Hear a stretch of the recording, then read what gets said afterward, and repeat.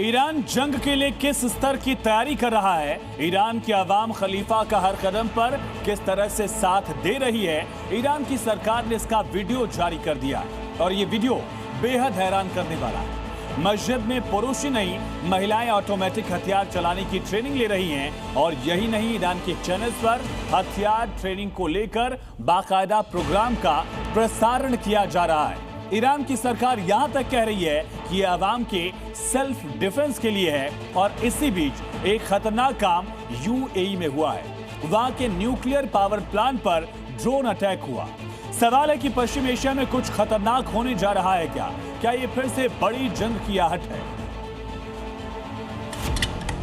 जान फिदा बराए ईरान, पुरुष, महिला, किशोर ईरान की मस्जिदों में हथियार चलाने की ट्रेनिंग ले रहे हैं। टीवी चैनलों के स्टूडियो में हथियार चलाने की लाइव ट्रेनिंग दी जा रही है। तस्वीर नंबर 1, तस्वीर नंबर 2, तस्वीर नंबर 3, तस्वीर नंबर 4। ईरान की गली गली इस वक्त बर्निंग बारूद बन चुकी है।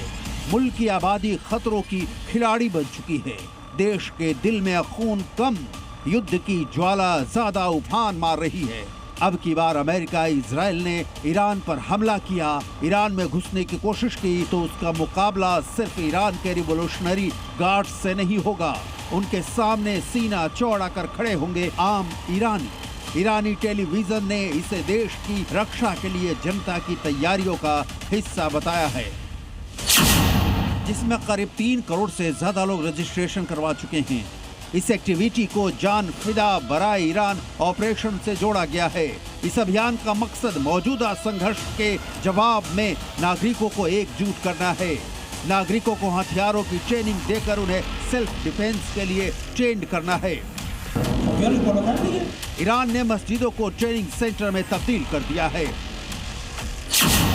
राजधानी तेहरान ही नहीं, ईरान के दूसरे शहरों की मस्जिदों जैसे अहवाज, करमान, बिजार, शिराज और जाहेदान की मस्जिदों में पुरुषों, महिलाओं और किशोरों को हथियार चलाने के गुर सिखाए जा रहे हैं। तेहरान में सरकार समर्थक रात की रैलियों के दौरान नागरिकों को बंदूकें संभालना सिखाया जा रहा है। ट्रेनिंग सत्रों में पूरे परिवार, युवा और किशोर बढ़ चढ़कर हिस्सा ले रहे हैं। सरकार का मानना है कि इस कदम से जनता के बीच जागरूकता बढ़ेगी और सामाजिक सुरक्षा को और मजबूती मिलेगी। लेकिन ये अर्ध सत्य है। पूरा सच ये है कि ईरान के आसमान से युद्ध के काले बादल अभी छटे नहीं।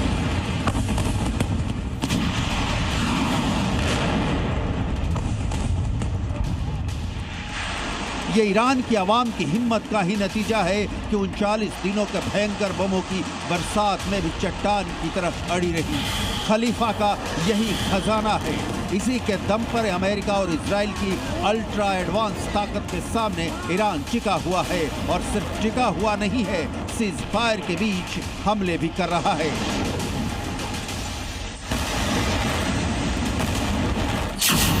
यूएई की राजधानी अबू धाबी के बाराका न्यूक्लियर पावर प्लांट के पास एक इलेक्ट्रिकल जनरेटर पर ड्रोन से हमला किया गया, जिससे आग लग गई।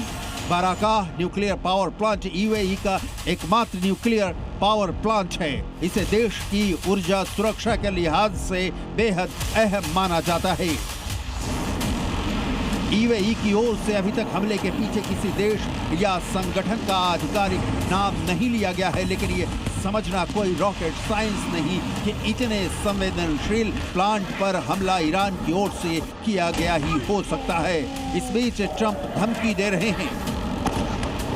ईरान की सेहत पर इन धमकियों का रत्ती भर भी असर नहीं हो रहा, लिहाजा मिडिल ईस्ट में तनाव जस का तस है और ईरान का बच्चा जंग लड़ने के लिए तैयार है। ब्यूरो रिपोर्ट, जी मीडिया।